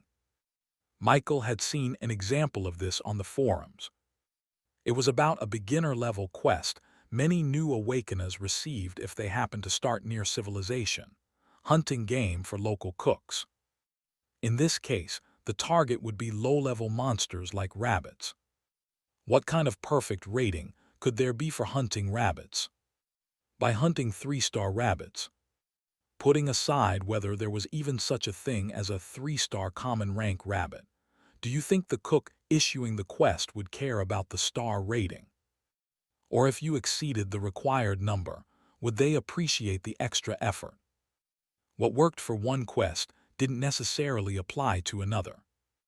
Not all quests were like rank advancement quests, and even among those, not all were the same. Michael could consider himself lucky. Everything had aligned perfectly, and this particular quest suited him exceptionally well. For most necromancers, having even one rare rank undead at the unranked stage was already considered an achievement. Rare rank undead were leagues apart from common rank ones, able to dominate them even with significant level differences. For example, if a beginner necromancer tried to use Undead Revival on a level 11 rare rank monster, assuming they even encountered one at that stage, it would be akin to using the same skill on a level 16 3-star common rank monster. And while some awakeners with combat-oriented abilities could match weaker common rank 1 monsters, a level 16 opponent was far too much for most. Even if another necromancer could fulfill all the conditions for a perfect rating before receiving their rank advancement quest, they might not get the same quest as Michael. This highlighted how unique and tailored a special rank advancement quest could be, and how perfectly it suited Michael's talent. At least he didn't have to scour for monsters to individually elevate his undead to rank 1, search for undead capable of advancing a minimum of 2-star common rank, or hunt for rare rank monsters to fulfill his quest. 4 level-ups, 8 attribute points to all stats, and 3 random skills. Michael couldn't be any happier. The first reward alone brought him immense satisfaction. Advancing would make him a level 11 necromancer, and the 4 instant level-ups would boost him to level 15. This significantly shortened the time required to push toward rank 2, a milestone Michael was far more concerned about. Then there were the attribute points. Gaining 8 attribute points in all 4 stats was equivalent to leveling up 4 times and heavily investing in a single stat. Combined with the previous 4 level-ups, it felt like leveling up 8 times in total. On the surface, the 8 attribute points seemed like the better reward, but for Michael, the immediate level-ups were more critical since he had a clear goal in mind. His choice might have been different had he awakened years ago, but now, with his circumstances, every moment mattered. Of course, what made it even better was that he didn't have to choose. He was receiving both rewards. And just like the previous 2, the third reward didn't lose out in value. 3 random skills. Though random, they represented an incredible opportunity for Michael to expand his arsenal, particularly with magical skills. He lacked proper means to defend himself directly, and this reward held the potential to change that. Unfortunately, all these rewards would only activate after advancing. The chilling night wind did little to calm Michael's bubbling excitement. After glancing at the quest summary, his eyes shifted to another panel that had appeared moments ago, following the quest summary. Do you wish to advance now? Michael didn't need to be asked twice. It was finally here. His first advancement. Michael forced himself to calm down as he summoned Lucky and Prince. It was said that an awakener advancing through ranks was at their most vulnerable. Having Lucky and Prince, his 2 strongest summons, by his side gave him a sense of security. With his preparations complete, Michael took a deep breath. He was ready. Yes. Talent Infinite Evolution. Evolution points. 165 advancing to rank 1 as an awakener wasn't complicated. According to what Michael had read on the forum, advancing was akin to unlocking a power chain, allowing oneself to grow further. The more chains were unlocked, or rather, the more one advanced, the closer they came to becoming a higher being. A warm sensation coursed through Michael's body as he prepared to advance. He had seated himself in a lotus position, as recommended in the posts he had read.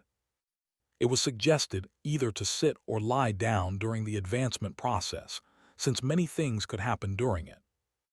Michael had often wondered what those things could be, but now that he was experiencing it firsthand, he understood. The warm sensation grew hotter until it felt like his head was on the verge of bursting from the heat. Sweat began dripping from his body, but he couldn't even groan in protest. His body became sluggish, so sluggish that even his thoughts started to slow down. Panic welled up inside him as he tried to resist the overwhelming sensation, but it was futile. His body betrayed him, and he fell into a deep sleep. Lucky and Prince, who stood at opposite ends of the room flanking their master, kept a watchful eye on their surroundings. They made no move to disturb him as he remained seated, his breathing steady despite his unconscious state. To them, there was nothing wrong with their master. If anything, their senses told them the opposite. Their master's aura was slowly growing stronger. Negative energy, the very essence that fueled their existence, seemed to gather around him in increasing amounts. The connection between master and summon deepened with every passing moment, becoming more tangible. To their simple minds, their master was perfectly fine. In fact, Prince's attention was more focused on the moss growing on the walls. Having watched his elder brother nibble at it several times before spitting it out, he assumed it must not taste very good despite its appealing appearance. Lucky, on the other hand, was seriously considering giving it another try. And so, the two undead stood in silence, contemplating moss and keeping their silent vigil while their master underwent his advancement. The hours passed quietly, with only the faint sound of Michael's rhythmic breathing to break the stillness. What happened?"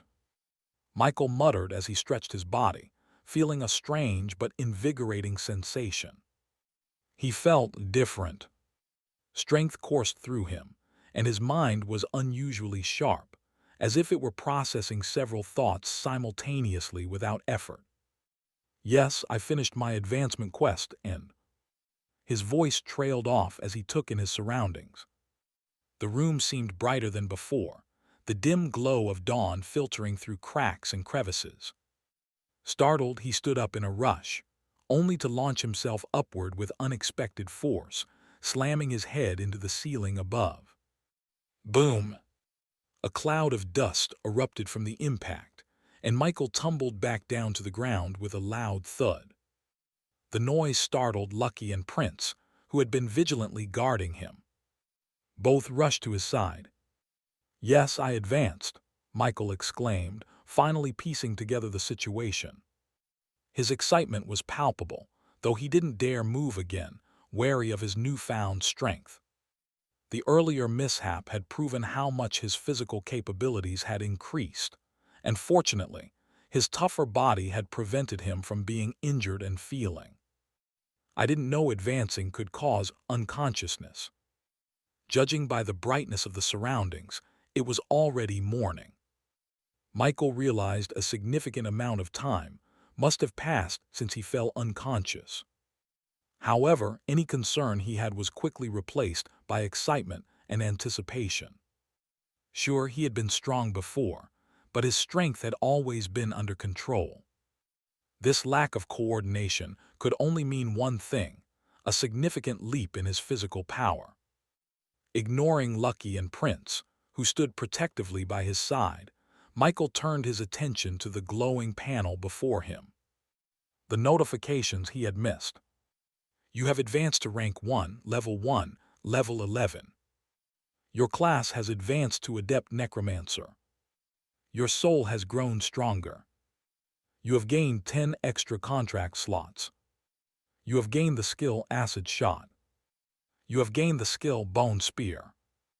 Your stats have significantly increased from your advancement. Your strength stat has increased.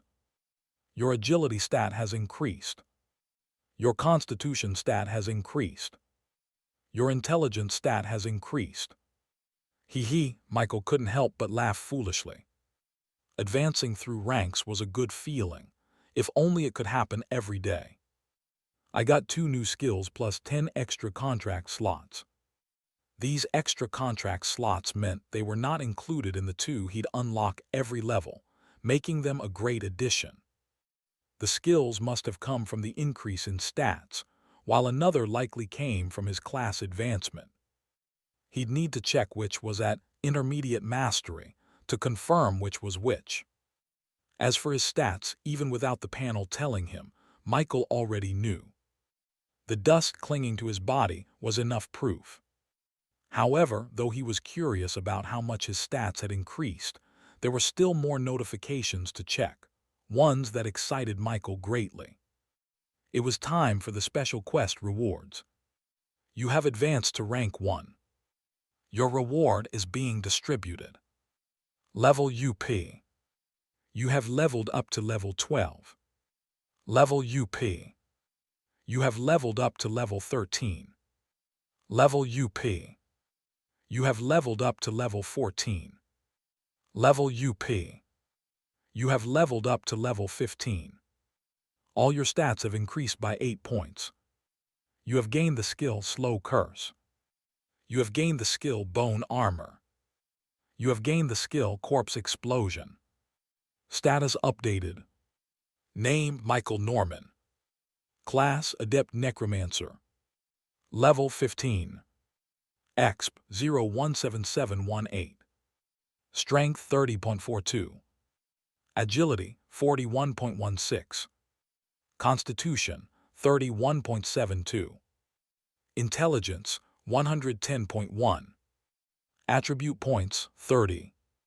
Skills Undead Summoning, Undead Revival, Detect, Basic Shot, Share Senses, Spearmanship, Acid Shot, Bone Spear, Slow Curse, Bone Armor, Corpse Explosion. Talent Infinite Evolution. Class Skill Contract Slot 2040. Gift Mark of Origin. Better stats, he had them. More skills, he had those too. The land of origin felt like heaven for a moment, as Michael struggled to contain his excitement. Looking at his updated stats, he was confident he could beat the hell out of his pre-advancement self. Of course, that was if his strength as a necromancer wasn't factored in. Also, Michael felt there was something much more about his rank advancement. Advancing to rank, one had done more than just grant him better stats and new skills. It felt like something fundamental within him had changed. Perhaps because he was still relatively weak, Michael couldn't fully grasp the deeper transformations that had occurred, those that weren't explicitly reflected in his panel. But one thing he did notice. His senses had become sharper. His perception improves alongside his agility stat, but the enhancement now felt like more than just an increase in numbers. For one, he could now detect something in the air that had been imperceptible before. Mana. It clung to him, so close it felt almost intimate. Michael couldn't help but wonder if advancing a few more times might allow him to actually see mana. Was that even possible? He had no idea. Michael turned his attention back to his newly updated status. Name Michael Norman. Class Adept Necromancer. Level 15. Exp 017718. Strength 30.4. Agility 41.1. Constitution 31.7. Intelligence 110.1. Attribute points 30. Skills Undead Summoning, Undead Revival, Detect, Basic Shot, Share Senses, Spearmanship, Acid Shot, Bone Spear, Slow Curse, Bone Armor, Corpse Explosion. Talent Infinite Evolution. Class Skill Contract Slot 2040. Gift Mark of Origin. The name of his class had changed. It wasn't that his class itself had changed, but rather his rank among those considered necromancers. Just like how, as a cultivator, you were only considered a supernatural being upon reaching rank 1, even though you might already be twice as strong as an ordinary human before awakening your life seed. Awakeners followed a similar pattern. However, the latter was much more extreme. Even in the unranked stage, they wielded great power, but the current Michael was a prime example of the stark difference between ranks. Just the stats increase enough was overwhelming. From the beginning, stats weren't just simple arithmetic like 1 plus 1 equals 2. They were more like 1 plus 1 equals 3. The stronger one became, the more exaggerated the difference. Sometimes 1 plus 1 could even equal 10. Every increase in stats represented a qualitative change, both physically and magically. Michael, for instance, had 30 points in his strength stat, which made him 30 times stronger than the average man. Yet, despite his enhanced physical capabilities, he didn't appear to be a bulky hulk. His physique was more muscular and defined than before his awakening, but his body hadn't swollen unnaturally. This was because the increase in strength changed his internal structure. It transformed the properties of his blood and flesh, made his bones denser, and toughened his skin. On paper, it seemed like his power was only 30 times that of an average human, but in reality, it was much greater due to these internal enhancements. The same applied to his intelligence stat. Beyond the changes it may have brought to his brain, the improvements to his mana pool were not about sheer size or volume. Instead, his mana had undergone a transformation, becoming denser, purer, and more efficient. This was why Awakener's skills often scaled naturally with their progression, rarely falling behind despite their mastery level. Purer and denser mana enhanced the potency and efficiency of their abilities. In contrast, cultivator mages had to actively study and create tiers of magic to wield stronger spells, a labor-intensive process that Awakeners could bypass entirely if they wished. This disparity often felt unfair to the cultivators, but it was the reality of their differing paths to power. Michael only took a glance at his stats, only pausing at his intelligence stat, and went to what interested him next on his panel. His skills. Skills: Undead Summoning, Undead Revival, Detect, Basic Shot, Share Senses, Spearmanship, Acid Shot, Bone Spear, Slow Curse, Bone Armor, Corpse Explosion. Ignoring the skills he was already familiar with, Michael started checking out the new ones. Acid Shot, Basic Mastery Proficiency, 0.07%. Acid Shot allows the user to launch a corrosive projectile that melts through materials and deals continuous damage. Range can be launched up to 5 meters. After reading the description of the skill, Michael's eyes twitched slightly. The skill reminded him of a particular type of monster he loathed: acid slimes. A faint smile tugged at his lips. Acid slimes were annoying creatures, and this skill seemed strikingly similar to the abilities they possessed. However, Michael was confident that his version would be far superior due to his strength. Still, it needed to be tested. Since this is at basic mastery, the next one should be the skill that likely came from advancing, he muttered to himself. And Michael was right. Bone Spear, Intermediate Mastery Proficiency, 15.2%. Bone Spear summons a sharp, ethereal spear made of bone to pierce through enemies. Travels up to 10 meters. Finally, an actual Necromancer attack skill, Michael exclaimed inwardly, a smile spreading across his face. Compared to Acid Shot, which he was still grateful to have, this one sounded far more effective. Even its mastery level was higher. But as always, he'd need to test them all to gauge their true effectiveness.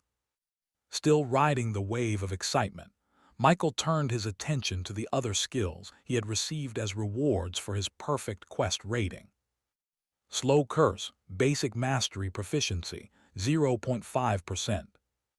Slow Curse reduces the target's movement and reaction speed, weakening their ability to evade attacks. Decreases target speed by 20%. Duration lasts for 8 seconds. Bone Armor Basic Mastery Proficiency, 0.3%.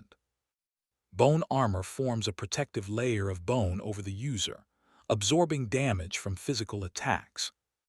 Corpse Explosion Basic Mastery Proficiency, 0.7%. Corpse explosion detonates the remains of a defeated enemy, causing a devastating area attack.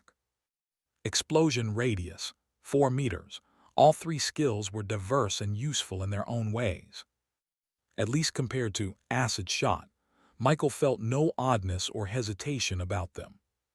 His personal favorites were the Bone series skills, Bone Spear and Bone Armor. One provided protection, while the other offered a long-range attack.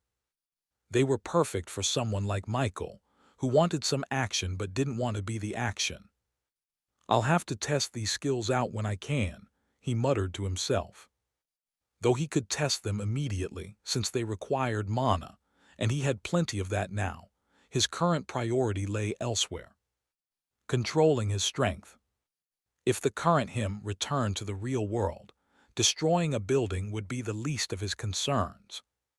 Killing someone by accident wasn't out of the realm of possibility. And then there's also that. Michael's eyes shifted to his talent section. Talent Infinite Evolution. Evolution points, 165. It's still a lot.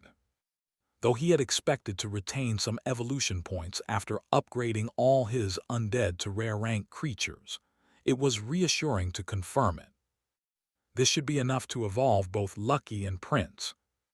Now that he had reached rank 1, he no longer feared his undead advancing to rank 2 ahead of him. Currently, Lucky was at level 18, with Prince just a level behind. Evolving them would undoubtedly boost their prowess, but to what extent was still a mystery. Either way, after their evolution, dealing with the gargoyle outside was more than possible. The thought filled Michael with excitement. Though it had only been a few days, he felt like he'd been living in a cage in the land of origin. Hopefully, today would be the day he finally left it behind. First, I need to get better control over my strength. If every move he made sent him crashing into walls and breaking his surroundings, he wouldn't need to worry about whether Lucky and Prince could defeat the gargoyle. Instead, his biggest concern would be accidentally delivering himself straight into the monster's jaws. Michael slowly turned himself to the ground and began a series of push-ups, deliberately moving at a snail's pace to avoid launching himself off the floor. Each repetition was measured, allowing him to acclimate to his newfound strength. After several minutes of finding a steady rhythm, he transitioned to other exercises, focusing on full-body control. Eventually, he brought out his spear, intending to hone his balance and control further. Training with the weapon would not only improve his coordination, but also increase his proficiency in spearmanship. A slash-in. Forgot to include this skill in the status panel earlier, it's added now. My bad. 2 hours passed like this, and the one-stem surroundings had brightened considerably. Michael's body dripped with sweat, but unlike before his awakening, he felt a renewed connection with his movements. His control over his body had returned. Oh, why was someone as strong as him still sweating? Well, even gods would perspire under enough pressure. "Ha, ha," Michael panted, returning his almost broken spear to his storage space. He'd done his best to restrain his strength and avoid damaging the weapon, but it had been a losing battle. The spear, made from ordinary materials, had held up admirably, but was clearly reaching its limit. No wonder it's advised that an awakener should retreat after advancement, he muttered. If this is what being rank 1 feels like, then what about rank 2 awakeners? And above that, how the hell do cultivators later manage to match them? Do they go through heavenly tribulations or something? Random thoughts flitted through Michael's mind as he cooled down. Once he steadied his breath, his gaze sharpened. Lucky! It was time. His undead companion appeared before him, tilting its head in puzzlement. Michael studied his strongest undead closely. It had only been a few days, but the bond they shared was undeniable. It hadn't yet developed into emotional attachment, but Lucky was a creature he could trust to guard his back. Michael wasn't naive. He might not have lived long on Earth or amassed much experience in life, but he wasn't foolish. On Earth, death could come in countless ways, so in a magical world, the dangers were surely magnified. Companions, here, had even more reasons to betray one another. But not his undead. They lived to serve him. These silly, loyal creatures were ones he could trust implicitly. Undead Redthorn Wolf LV, 18. Rank Rare. Evolved to Extraordinary for 125 evolution points. Yes. The familiar blinding light erupted once more, this time so intense that Michael had to keep his eyes tightly shut. Even so, his senses picked up on the changes happening around him. Lucky's aura became violent, surging with power as it grew stronger by the second. So did his size. That familiar feeling of oppressive strength washed over Michael again, but instead of fear, it brought him joy. His undead was definitely getting stronger. However, the situation took a turn when Michael sensed Lucky's body expanding so much that it began to press against the ceiling of the dorm room, which stood nearly 6 meters high. Dust and debris fell from above, creating a cloud of smoke that signaled the completion of Lucky's transformation. A few moments later, as the dust settled, Michael could finally get a clear view of his undead's new form. Lucky now towered at an imposing 5 meters, his massive frame radiating raw power and menace. His once green-tinted fur had transformed into a grayish, stone-like texture, with subtle streaks of vibrant green running through it. The thick mane of thorned vines around his neck had grown even more fearsome, writhing as if alive, each thorn dripping with toxic sap. The vines now extended across his back and legs, forming a living, venomous cloak that moved with eerie fluidity. Lucky's claws had elongated, becoming razor-sharp and gleaming with a poisonous sheen. The first thought that crossed Michael's mind was, yeah, Lucky's a walking poison factory now. And the second, there's no way I'm ever riding you. He stared at the massive creature in awe, a grin tugging at the corner of his lips. What a beast! Your rare undead Redthorn Wolf has evolved to Extraordinary Undead Venomthorn Ravager. Your Undead Venomthorn Ravager plant control skill has advanced to Advanced Mastery. Your Undead Venomthorn Ravager poison skill has advanced to Advanced Mastery. Your Undead Venomthorn Ravager has gained the skill Viral Growth. Your Undead Venomthorn Ravager has gained the skill Toxic Resurgence. Thanks for watching. Please subscribe and like the video and comment down if anything wrong in the story, and if have any suggestion to a new novel or want next part of any series, comment down. Our target is to get 1K subscriber. There will be SUPRISC for all of you. Stay tuned.